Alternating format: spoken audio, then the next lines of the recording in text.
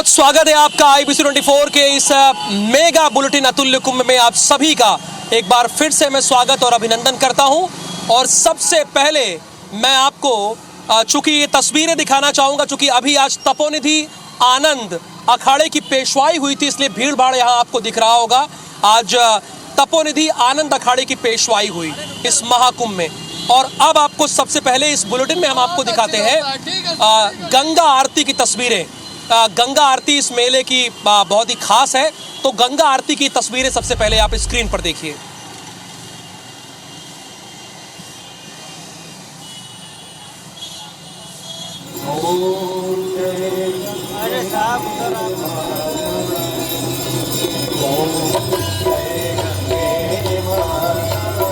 तो ये गंगा आरती की तस्वीरें आप एक्सक्लूसिव तौर पर IBC 24 पर देख रहे हैं। अभी तक आप ये वाराणसी में ऐसा देखते होंगे, लेकिन प्रयागराज में भी गंगा आरती यहाँ पे रेगुलर हो रही है। चाहे वो दशाश्वमेध घाट हो या राम घाट हो, यहाँ पर भव्य गंगा आरती का आयोजन किया जाता है।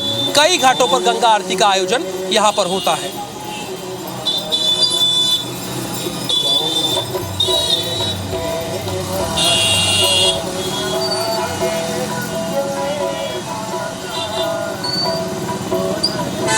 ये तस्वीरें आप देख रहे हैं, गंगा आरती की तस्वीरें देख रहे हैं। आज अतुल्य कुंभ के इस बुलेटिन में हमने सबसे पहले निर्णय ये लिया कि गंगा आरती की तस्वीरें दिखाएं, क्योंकि अब से कुछ ही दिनों बाद यहाँ महाकुंभ का आयोजन हो रहा है।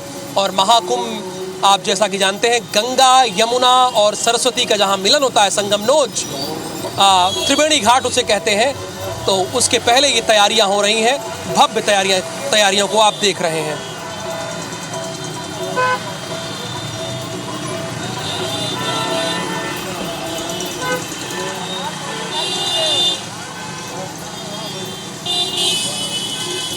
और अब आपको अतुल्य कुंभ में हम दिखाते हैं चाबी वाले बाबा, जो लोगों के आकर्षण का केंद्र बने हुए हैं। चाबी वाले बाबा ये लोगों का आकर्षण का केंद्र क्यों बने हैं, कहां से आए हैं, इनका उद्देश्य क्या है, इन्हें चाबी वाले बाबा क्यों कहा जाता है, वो आपको दिखाते हैं।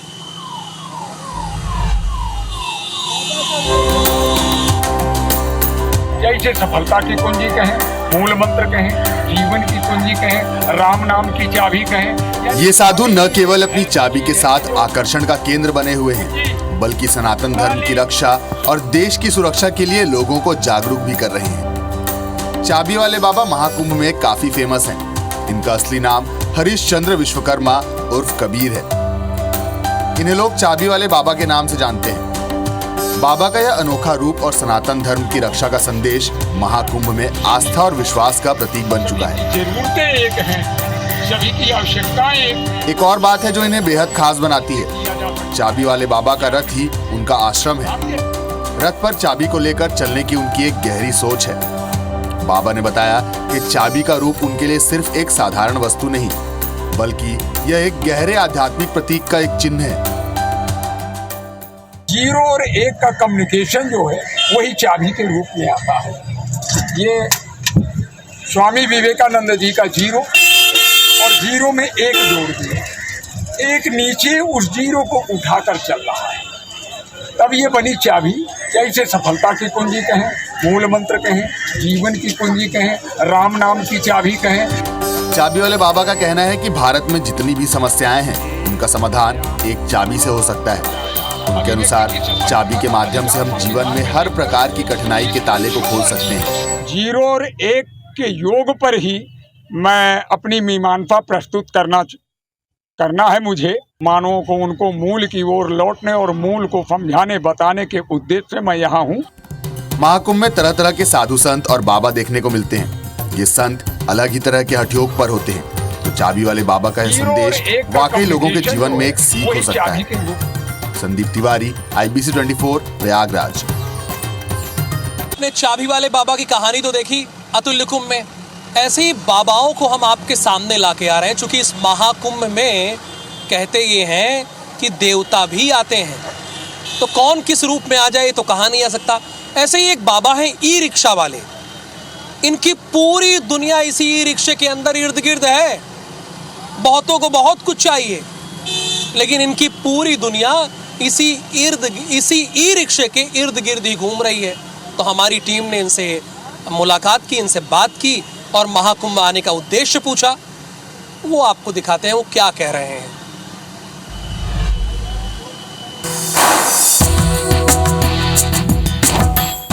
संगम नगरी प्रयागराज में महाकुंभ का हिस्सा बनने के लिए अब साधु संतों का आना शुरू हो गया है। आप जब कुंभ आएंगे तो तरह तरह के बाबा आपको नजर आएंगे। अब इनसे मिलिए। ये है ई रिक्शा बाबा। जी हाँ, इन्हें आमतौर पर लोग ई रिक्शा वाले बाबा के नाम से ही जानते हैं। ई रिक्शा बाबा का असली नाम है महंत ओम। ई रिक्शा बाबा प्रयागराज महाकुंभ 2025 में भाग लेने के लिए विशेष रूप से डिजाइन किए गए 3 पहिया ई वाहन से दिल्ली से प्रयागराज पहुंचे हैं। ई रिक्शा से उन्हें दिल्ली से प्रयागराज आने में करीब 12 से 13 दिन लग गए। कुंभ में तपस्या के लिए आए, यहाँ आने में करीब 12-13 दिन लग गया। आते हुए अगर रास्ते में कहीं थोड़ा चार्ज भी करा लिया और दिन रहने पर गाड़ी चलती रहती है।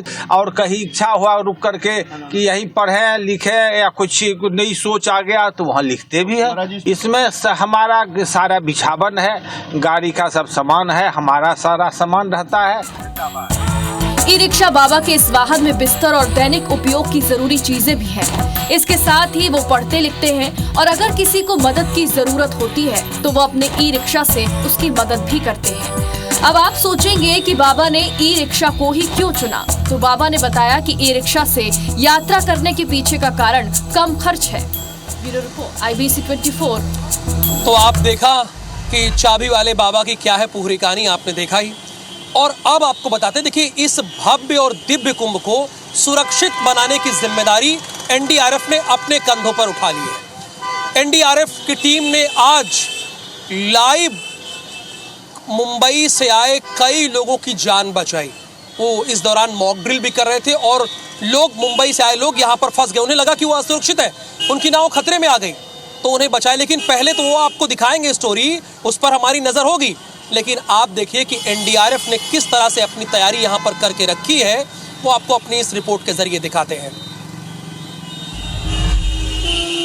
महाकुंभ में जहां 45 करोड़ लोग आ रहे हैं तो सबसे ज्यादा आस्था की डुबकी भी जाहिर सी बात है श्रद्धालु यहीं लगाएंगे। तो उसके लिए NDRF की टीम युद्ध स्तर पर कार्य कर रही। जरा दिखाइए हमारे कैमरा सहयोगी अजय जी, देखिए युद्ध स्तर पर कार्य। मान लीजिए, वैसे ईश्वर करे ऐसा कुछ ना हो कि कोई अप्रिय घटना हो, लेकिन अगर हो जाती है तो NDRF और SDRF की टीम को हर कोई याद करता है, क्योंकि बचाते सुरक्षित करते यही हैं। और हमारे साथ एक्सक्लूसिव तौर पर NDRF के DIG साहब MK शर्मा जी जुड़े हुए हैं। शर्मा जी, बहुत स्वागत है आपका IBC 24 पर। धन्यवाद। ये शर्मा जी, मैं आपसे जानना चाहता हूं कि अभी आप लोग क्या कर रहे हैं, किस बात का रिहर्सल कर रहे हैं? जैसा कि आप जानते हैं कि इस महाकुंभ में जो भी व्यक्ति यहाँ स्नानार्थी और श्रद्धालु आएंगे, सबका ये प्रयास रहता है कि हम संगम क्षेत्र में आकर डुबकी लगाएं।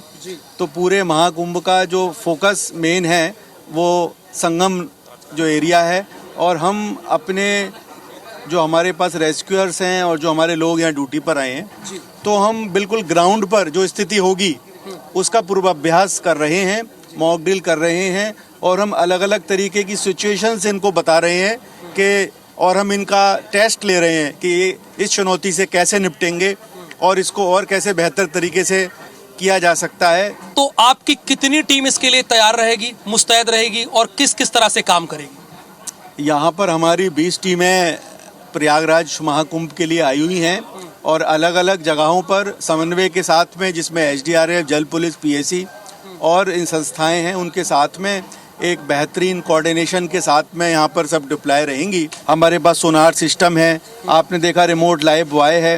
रात में और कोहरे के दौरान किस तरीके से हम ऑपरेट करें उसकी सुविधाओं का भी ध्यान रखा गया है। आपने देखा यहाँ पर हमारी जो लाइट हैं वो बोटों पर तैनात हैं, और इसके साथ में रेडियो उपकरण हैं, संचार उपकरण हैं, जिससे बेस जहाँ से हमारी बोट लॉन्च होगी वहाँ से कम्युनिकेशन इनका रहेगा। और इसके अलावा हमारे पास अंडर वाटर टॉर्च और अंडर वाटर कैमरा वगैरह ये सारी तकनीकी सुविधाएं हैं। यानी NDRF पूरी तरह से मुस्तैद है। यहाँ जल के अंदर भी सारी व्यवस्था पूरी तरह से कर ली गई है NDRF की। तो महाकुंभ को दिव्य, भव्य और सुरक्षित करने का जो जिम्मा है वो एनडीआरएफ की टीम ने उठा रखा है। कैमरामैन अजय गुर्जर के साथ राहुल सौमित्र। तो ब्लैक कमांडो की आपको पूरी बात तो बताएंगे कि ब्लैक कमांडो क्यों तैनात किए गए हैं, लेकिन लाइव रेस्क्यू में एनडीआरएफ ने लाइव रेस्क्यू में कैसे 9 लोगों की जान बचाई। ये लोग एक देसी नाव में सवार थे, पहले वो बता देते फिर ब्लैक कमांडो पर आते हैं।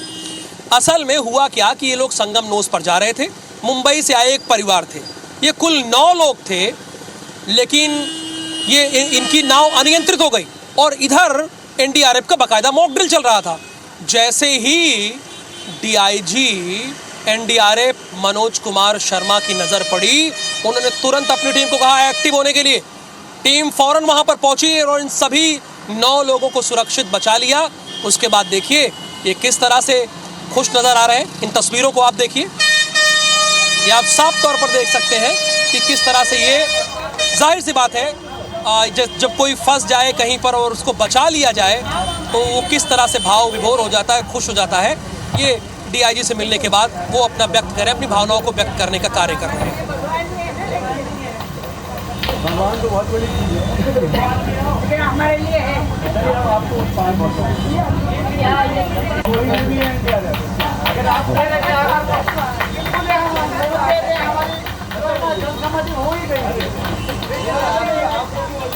देखिए, सुरक्षा व्यवस्था महाकुंभ में बहुत चाक चौबंद है, बहुत चाक चौबंद है। और अभी जो आप ये दृश्य देख रहे हैं, तपोनिधि आनंद अखाड़े की पेशवाई हो रही, इसलिए बहुत भीड़ भाड़ यहाँ पर है। लेकिन भीड़ भाड़ तो है, ऐसे में सुरक्षा व्यवस्था की जिम्मेदारी भी बहुत अहम हो जाती है। तो हमारे ब्लैक कमांडोज ने मोर्चा संभाल लिया है। प्रयागराज की इस धरती पर वो आ गए हैं, स्नाइपर्स भी हैं, ब्लैक कमांडोज भी हैं। तो ये रिपोर्ट देखिए आप, ब्लैक कमांडोज लगातार अब मार्च कर रहे हैं। प्रयागराज महाकुंभ में बस अब कुछ दिन ही बचे हैं और आप जानते हैं कि इस वक्त प्रयागराज के महाकुंभ में 45 करोड़ लोग आएंगे, यानी पूरे 26 फरवरी तक। तो सुरक्षा के क्या इंतजाम है ये आप साफ तौर पर देख सकते हैं। ये देखिए हमारे कमांडोज हैं, ये आगे महिला कमांडो और पीछे ये पूरे मेले में तैनात रहेंगे, यानी हर गतिविधि पर इनकी पैनी नजर रहेगी। चप्पे चप्पे पर यहाँ सुरक्षा व्यवस्था के चाक चौबंद इंतजाम किए गए हैं। देखिए पहले आगे आप देखिए महिला कमांडोज हैं और उसके बाद ये हमारे कमांडोज चल रहे हैं। और ये सिर्फ एक जगह पे नहीं रहेंगे, ये मेले के हर जगह मौजूद रहेंगे। और इतनी चाक चौबंद सुरक्षा व्यवस्था है कि परिंदा भी पर नहीं मार सकता। और ये सुरक्षा व्यवस्था होनी भी चाहिए, चूंकि 45 दिनों के अंदर इतनी बड़ी संख्या में लोग आएंगे कि विश्व में सबसे ज्यादा लोग अगर आप देखें तो यहीं पर मौजूद रहेंगे, यानी प्रयागराज की धरती पर ही मौजूद रहेंगे। आप अगर औसतन देखिए तो हर दिन तकरीबन 1 करोड़ लोग आएंगे, लेकिन शाही स्नान के दिन ये संख्या और भी ज्यादा रहेगी। और इसीलिए सुरक्षा व्यवस्था के यहाँ पर चाक चौबंद इंतजाम किए गए हैं। एटीएस हो, पुलिस हो, सीआरपीएफ हो, आरएएफ हो, हर जवानों को यहाँ पर तैनात किया गया है। कैमरामैन अजय गुर्जर के साथ राहुल सौमित्र। महाकुंभ की रोचक कहानियों के लिए, तैयारियों के लिए किस तरह से महाकुंभ दिख रहा है ये आपको IBC 24 लगातार दिखा रहा है। हम 25 दिनों से मेगा कवरेज कर रहे हैं और ये मेगा कवरेज हमारी 75 दिनों की है, जो 26 फरवरी तक चलेगी। फिलहाल इस बुलेटिन में इतना ही। अतुल्य कुंभ के आप बने रहिए IBC 24 के साथ। मुझे दीजिए अनुमति, नमस्कार।